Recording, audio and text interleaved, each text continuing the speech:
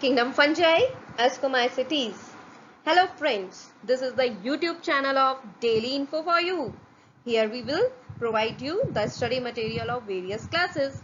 Please like, subscribe and share these videos.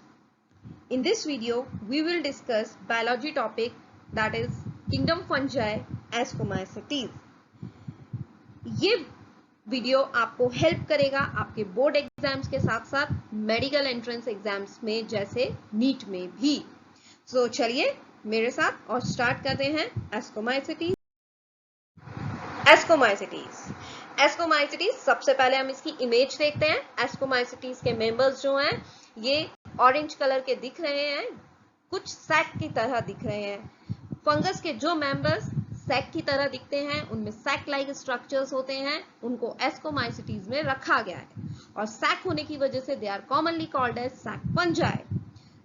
Her fungus के class का एक एक कॉमन नेम होता है, कई बार उसमें कंफ्यूजन भी होता है। तो सैक फंजाई एस्कोमाइसिटीज का नाम है। इसे याद रखने के लिए आप क्या कर सकते हैं, जो एस्कोमाइसिटीज के स्टार्टिंग के 3 लेटर्स हैं ASC, इसको रीअरेंज करेंगे तो हमें क्या दिखेगा, SAC। इसको रीअरेंज करेंगे तो SAC क्या बन जाएगा, सैक। तो ये 3 लेटर से हम इसका कॉमन नेम याद रख सकते हैं। एस्कोमाइसिटीज वर्ड को भी अगर हम इसका मीनिंग इंग्लिश में निकालेंगे तो एस्क का मतलब होता है सैक और माइकिस का मतलब होता है फंजाई। तो द फर्स्ट पॉइंट इज कि ascomycetes is called as sac fungi.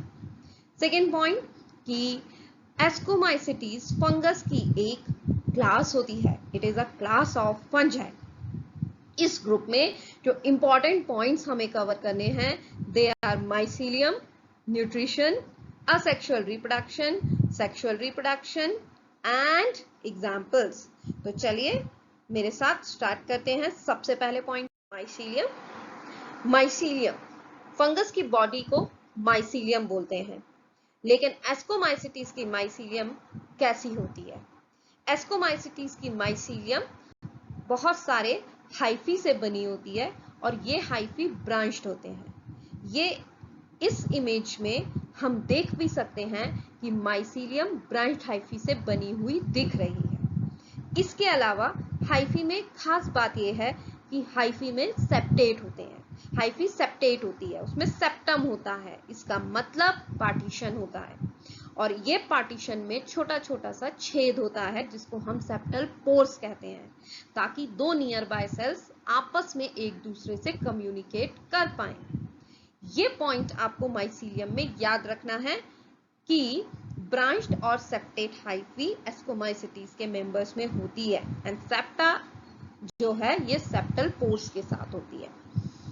इसके ज्यादातर मेंबर्स जो हैं मल्टी सेलुलर होते हैं, बहुत सारी सेल से बने हैं, लेकिन ईस्ट इसका एक ऐसा मेंबर है जो कि यूनिसेलुलर है, इसलिए ईस्ट एस्कोमाइसिटीज में एक एक्सेप्शन है। सेकेंड इमेज में हम देख रहे हैं ये ईस्ट है। ईस्ट में हमें क्या दिख रहा है कि टेम्पररी फिलामेंट्स बन जाते हैं जिसको हम सूडोमाइसीलियम कहते हैं, लेकिन इसका मतलब ये बिल्कुल नहीं है कि ईस्ट जो है हाइफी से बना है, ईस्ट फिलामेंटस है, नहीं, ईस्ट जो है यूनिसेलुलर ही रहेगा। ये टेम्परली बीच बीच में उनमें स्ट्रक्चर्स बन गए हैं डिवीजन के समय, लेकिन इससे उनको ये टेम्पररी अपीयरेंस जरूर मिला है टेम्पररी फिलामेंट्स का, लेकिन yeast are considered as unicellular only. So clear with the mycelium. Now move to next point of Ascomycetes, that is nutrition. Nutrition कई तरह से होता है। कुछ मेंबर्स सैप्रोफिटिक होते हैं, डिकम्पोजर्स भी होते हैं। जो डंग पे ग्रो करते हैं वो कॉप्रोफिलस होते हैं और जो लिविंग ऑर्गेनिज्म से न्यूट्रिशन लेते हैं वो पैरासिटिक होते हैं। इनको बहुत ज्यादा डिस्क्राइब करने की जरूरत नहीं है, ये आप ज्यादातर बच्चों को मालूम रहता है, लेकिन आपको यहाँ पे याद रखना है एग्जाम के पॉइंट ऑफ व्यू से कि एस्कोमाइसिटीज का न्यूट्रिशन सैप्रोफिटिक, डिकम्पोजर्स, कॉप्रोफिलस और पैरासिटिक होता है। अब हम इसके नेक्स्ट पॉइंट पे मूव करेंगे, that is asexual reproduction. Asexual reproduction कई सारे मेथड से होता है, but in case of ascomycetes ये कोनिडिया से होता है। अब कोनिडिया क्या होते हैं? कोनिडिया एक तरह के स्पोर्स होते हैं जो कि एसेक्सुअली बनते हैं। कैसे दिखते हैं ये स्पोर्स? इमेज में देखिए, स्पोर्स की एक चेन दिख रही है, ये राउंडेड येलो येलो कलर के जो स्ट्रक्चर्स दिख रहे हैं, चेन ऑफ जो स्पोर्स है, this is called as conidia. ये कोनिडिया जो हैं ये एसेक्सुअली प्रोड्यूस होते हैं, इसलिए ये एसेक्सुअल स्पोर्स होते हैं। इनमें किसी तरह का आपको फ्लैजिला नहीं दिखेगा, ये नॉन मोटाइल होते हैं। माइटोसिस के बाद बनते हैं, इसलिए माइटोस्पोर्स भी बोलते हैं। और ये स्पोर्स बाहर की तरफ बन रहे हैं, इसलिए हम इन्हें एक्सोजीनस स्पोर्स बोलते हैं। एक्सोजीनस वर्ड ज्यादा अच्छे से क्लियर हो जाएगा नेक्स्ट टॉपिक में जब हम एंडोजीनस स्पोर के बारे में पढ़ेंगे। Exo means external, genous means generated. तो यहाँ पे आपको कोनिडिया से एसेक्सुअल रिप्रोडक्शन होता है, ये पॉइंट तो याद रखना ही है, लेकिन इसके अलावा ये भी ध्यान रखना है कि कोनिडिया किस तरह के स्पोर्स होते हैं, नॉन मोटाइल, माइटोस्पोर्स, एक्सोजीनस स्पोर्स। सारी हाइफी, एक फंगस कई सारी हाइफी से बनी होती है, लेकिन सारी हाइफी पे कोनिडिया बनेगा ऐसा नहीं होता। जो भी हाइफी पे कोनिडिया बनता है उन हाइफी को हम बोलते हैं कोनिडियोफोर्स। तो मतलब ये जो चेन ऑफ स्पोर्स है जिसे हम कोनिडिया कह रहे हैं, जिस भी हाइफी पे ये बन रहे हैं उस हाइफी को हम क्या कहेंगे, कोनिडियोफोर। एक एक्स्ट्रा पॉइंट यहाँ पे मैं बताना चाहूंगी कि ईस्ट में कोनिडिया नहीं बल्कि क्या होता है, यहाँ पे एसेक्सुअल रिप्रोडक्शन करने के लिए ईस्ट में बडिंग और फ्यूजन होता है। तो asexual reproduction has been completed over here। अब हम इसके नेक्स्ट पॉइंट पे मूव करते हैं, दैट इज सेक्सुअल रिप्रोडक्शन। बहुत इंपॉर्टेंट है सेक्सुअल रिप्रोडक्शन। सेक्सुअल रिप्रोडक्शन में जो स्पोर्स बनते हैं they are called as ascospore. Ascomycetes class का नाम, इसमें जो सेक्सुअल स्पोर्स बन रहे हैं एस्कोस्पोर, मिलता जुलता है, कोई डाउट नहीं होना चाहिए। चलिए, एस्कोस्पोर्स आप देख सकते हैं, ये एक कवर्ड स्ट्रक्चर के अंदर बन रहे हैं, देख रहे हैं ये लाइन से, ये छोटे छोटे से ये एस्कोस्पोर्स हैं और ये कवर्ड स्ट्रक्चर के अंदर बन रहे हैं। ये स्ट्रक्चर को हम कहते हैं एस्कस। तो ये एस्कस जो है ये एक सैक लाइक स्ट्रक्चर होता है जिसके अंदर कई सारे स्पोर्स बनते हैं। तो यहाँ पे एस्कोस्पोर्स जो कि एक तरह के सेक्सुअल स्पोर्स हैं, ये कहाँ बन रहे हैं, किसी स्ट्रक्चर के अंदर, इसलिए इनको क्या कहेंगे, एंडोजीनस, बिकॉज एंडो का मतलब होता है इनसाइड। अब याद आया, कोनिडिया को हमने एक्सोजीनस कहा था क्योंकि वो बाहर बनते हैं, और ये कहाँ बन रहे हैं, किसी स्ट्रक्चर के अंदर। ये वाले जो स्पोर्स हैं एस्कोस्पोर्स, ये मियोसिस के बाद बनते हैं, इसलिए इन्हें कहा जाता है मियोस्पोर्स। जबकि कोनिडिया को हम क्या कह रहे थे, माइटोस्पोर्स, क्योंकि वो किसके बाद बनते हैं, माइटोसिस प्रोसेस के बाद। नाउ नेक्स्ट हम लाइफ साइकिल या हम ये कहते हैं इनका सेक्सुअल रिप्रोडक्शन और इलैबोरेटेड वे में डिस्कस करेंगे। तो ये किंगडम फंजाई में जब हमने उसका इंट्रोडक्शन पढ़ा था तभी हमने पढ़ा था कि फर्टिलाइजेशन में 3 स्टेप्स होते हैं। First step is plasmogamy, second step is karyogamy and the third step is meiosis. In case of ascomycetes plasmogamy और कैरियोगैमी के बीच में एक ट्रांजिशन फेज आता है which is called as dikaryo phase. चलिए इमेज में देखते हैं इन स्टेजेस के बारे में। यहाँ पे मैंने फंगस कंसीडर की है, उसके हाइफी कंसीडर किए हैं। ये 2 हाइफी है, ये दोनों हाइफी पास पास आते हैं, बीच की वॉल डिसॉल्व हो जाती है, जिसके बाद इनका प्लाज्मा फ्यूज करता है और इसको हम कहते हैं प्लाज्मोगैमी। प्लाज्मोगैमी के बाद हम देखते हैं ये एक सेल में हमें ऐसा दिखता है जैसे 2 न्यूक्लियस हैं, मतलब यहाँ पे 2 न्यूक्लियस, तो 2 मतलब डाई, कैरियो मतलब न्यूक्लियस, तो एक न्यूक्लियस में एक सेल में 2 न्यूक्लियस हैं, इसलिए इसको क्या कहा जाता है, डाई कैरियो फेज। तो प्लाज्मोगैमी के तुरंत बाद कैरियोगैमी नहीं होता, बीच में ट्रांजिशन फेज आता है जिस समय 2 न्यूक्लियस एक सेल में दिखाई देते हैं। दिस इज डाइकैरियो फेज, एस्कोमाइसिटीज में देखने मिलता है। थोड़ी देर के बाद कैरियोगैमी, कैरियो मींस न्यूक्लियस और गैमी फ्यूजन, तो दोनों न्यूक्लियस फ्यूज हो जाते हैं। यहाँ पे आप देखिए जब न्यूक्लियस कैरियोगैमी हो रहा है उसी समय क्या होता है, फंगस की जो डाइकैरियोटिक सेल्स बनी है, डाइकैरियोटिक सेल हम किसको कह रहे हैं, जब 2 न्यूक्लियस के साथ सेल होती है, उसमें एक सैक लाइक स्ट्रक्चर बन जाता है। इस सैक लाइक स्ट्रक्चर को क्या कहते हैं? एस्कस। और इसी के अंदर ये न्यूक्लियस फ्यूज हो गए हैं, तो हम कह रहे हैं कि यहाँ पे कैरियोगैमी हो गया है। पर आप देखिए ये दोनों न्यूक्लियस कैसे हैं? हैप्लॉइड, N+N, और फ्यूज होने के बाद हम क्या कहेंगे? 2N। तो अब क्या है कि जो फंगल पेरेंट है वो हैप्लॉइड है, लेकिन यहाँ पे जो न्यूक्लियस बन रहा है स्पोर बनाने के लिए वो डिप्लॉइड है। इसका मतलब पेरेंट्स की तरह हैप्लॉइड होने के लिए डिप्लॉइड न्यूक्लियस भी कैसा हो जाएगा? हैप्लॉइड। और अपने आप को हैप्लॉइड करने के लिए उसी में कौन सा प्रोसेस होगा? मियोसिस। तो ये जो न्यूक्लियस एस्कस के अंदर है इसमें कौन सा सेल डिविजन है? मियोसिस। और मियोसिस के बाद हमें पता है कि डिप्लॉइड सेल या डिप्लॉइड न्यूक्लियस किसमें कन्वर्ट हो जाता है? हैप्लॉइड में। तो यहाँ पे हमने देखा कि हैप्लॉइड न्यूक्लियस बन जाएंगे क्योंकि मियोसिस हो गया है। और एक सेल से या एक न्यूक्लियस से कितने बनेंगे मियोसिस में? 4।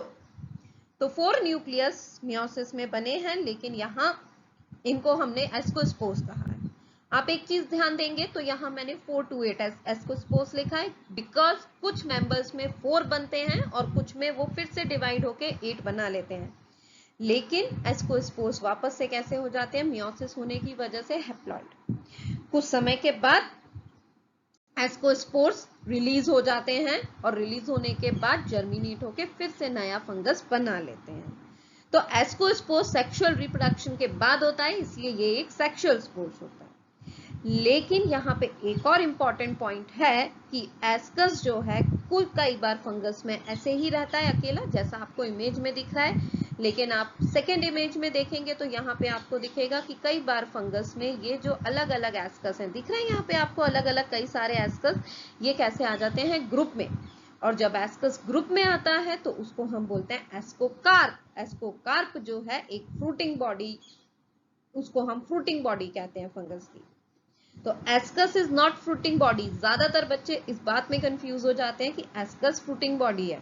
नो, एस्कोकार्प फ्रूटिंग बॉडी है। मतलब जब एस्कस एग्रीगेट हो जाएगा तब हम उसको क्या कहेंगे? Fruiting body, that is ascocarp. Ascocarp कई शेप्स का होता है। यहाँ पे देखिए मैंने 2-3 शेप्स बताए, कप शेप्ड होता है, फ्लास्क होता है, और जो मैंने इमेज में आपको दिखाया है ये कप शेप फ्रूटिंग बॉडी है, या we can say cup shape ascocarp है। बहुत इंपॉर्टेंट है बोट्स के लिए भी और नीट के लिए भी। सेक्सुअल रिप्रोडक्शन बहुत अच्छे से आपको याद होना चाहिए कि कोनिडिया असेक्सुअल स्पोर है और एस्कोस्पोर सेक्सुअल स्पोर्स है। अब हम इसके लास्ट पॉइंट पे पहुंचेंगे जो कि है एग्जाम्पल्स। एग्जाम्पल्स किसी भी चीज के थाउजेंड्स, हंड्रेड्स, बहुत सारे होते हैं, लेकिन सारे याद करना हमें जरूरत भी नहीं है और पॉसिबल भी नहीं है। तो कुछ एग्जाम के पॉइंट ऑफ व्यू से जो इंपॉर्टेंट एग्जाम्पल्स हैं, I am going to discuss those examples only, और वो आपको ये चार्ट में देखने को मिल सकते हैं। सबसे पहला एग्जाम्पल सैक फंजाई है। चलिए हम सैक यानी एस, तो हमने एस से स्टार्ट कर देते हैं। यहां से देखिए ये सैकेरोमाइसिस ईस्ट का ही साइंटिफिक नेम है। एक एक इंपॉर्टेंट पॉइंट या दो इंपॉर्टेंट पॉइंट या जो भी इंपॉर्टेंट पॉइंट उस एग्जाम्पल के लिए रिक्वायर्ड है वो भी मैं साथ में आपको बताऊंगी। तो ईस्ट के लिए ब्रूइंग और बेकिंग इंडस्ट्री सबको पता है। जब हम माइक्रोब्स इन ह्यूमन वेलफेयर वाला चैप्टर पढ़ेंगे उसमें ये चीज और ज्यादा डिस्कस होगी। लेकिन यहाँ पे हम पिज्जा विज्जा खाते हैं ना, ब्रेड भी खाते हैं, ब्रेड से बने हुए ढेर सारी चीजें खाते हैं। भाई ज्यादातर पिज्जा जो है या ब्रेड जो है वो ईस्ट से ही बनते हैं, ईस्ट के यूज करने से। ठीक है, चलिए अब हम आगे का एग्जाम्पल करते हैं, वरना यहाँ पे अभी पता चला कि हम रेसिपी डिस्कस करने लगेंगे, टेस्ट डिस्कस करने लगेंगे। चलिए नेक्स्ट, अब हम एसेस का एक एग्जाम्पल लेते हैं। सैक है ना, हिंट बना रहे हैं हम।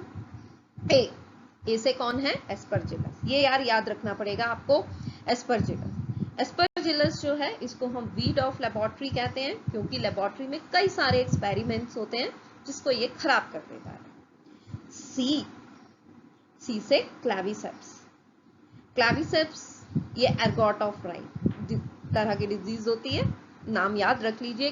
कई बार पहले के एग्जाम्स में कुछ क्वेश्चन ऐसे देखने को मिले कि एर्गॉट ऑफ राइट किसकी वजह से होता है। नेक्स्ट, अब हम आते हैं नेक्स्ट मेंबर, इसका न्यूरोस्पोरा। जेनेटिक्स में न्यूरोस्पोरा का बहुत यूज किया जाता है और इसको ड्रोसोफिला ऑफ प्लांट किंगडम कहा जाता है। अब ये आप सोचेंगे यार हम फंगस में पढ़ रहे हैं, फिर ये प्लांट किंगडम क्यों कहते हैं? खैर ये अलग पॉइंट है जिसको हम अलग से डिस्कस करेंगे, लेकिन यहाँ पे नहीं। यहाँ पे आप याद रखिए कि इसको हम ड्रोसोफिला ऑफ प्लांट किंगडम कहते हैं। इन जनरल आप बस अभी इतना समझ सकते हैं कि जब हमने टू किंगडम क्लासिफिकेशन डिस्कस किया था तो वहां पे हमने देखा था कि पहले दो ही किंगडम होते थे, प्लांट और एनिमल। तो फंगस को जो है ना प्लांट में रख दिया था, तो उसी वजह से वो नाम। खैर हियर अभी आप यहाँ पे इतना याद रखिए। नेक्स्ट इसके दो ग्रुप्स ऐसे हैं, मॉरल्स और ट्रिफल्स, जो कि एडिबल मेंबर्स हैं। जब वो उनके जो फ्रूटिंग बॉडी होते हैं वो एडिबल्स होते हैं। तो ये मॉरल्स एंड ट्रिफल्स, ये इसके एस्कोकार्प्स आर एडिबल, मॉरल्स का एक जीनस मॉर्शल।